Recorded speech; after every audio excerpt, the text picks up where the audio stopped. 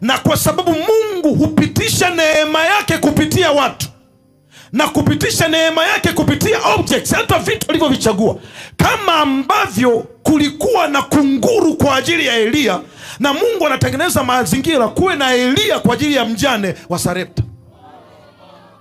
Kijito ni kwa ajili ya Elia, kunguru ni kwa ajili ya Elia, lakini kunguru si kwa ajili ya mama mjane.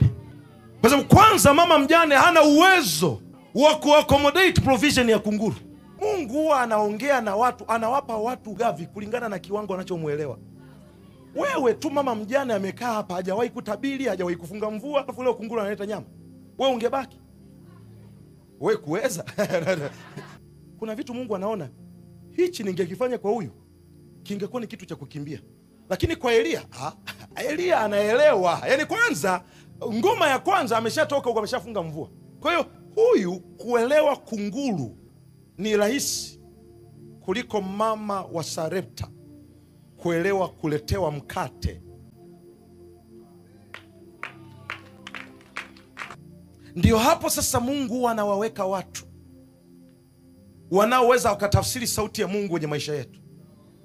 Na tunapojua kuwafuata wale watu, na sisi tunakuwa kwenye kiwango pia cha kuweza kutafsiri. Ngoja nikwambie, achana na mafundisho manyonge ya kwamba watu wote ni sawa. Tuko sawa mbele za Mungu, lakini kuna watu huwa Mungu amewatanguliza kwa ajili ya watu wengine. Kuna watu Mungu huwa ameyachukua maisha yao, ameyafinyanga kwa njia ngumu ili watu wengine wapite kwenye njia nyepesi.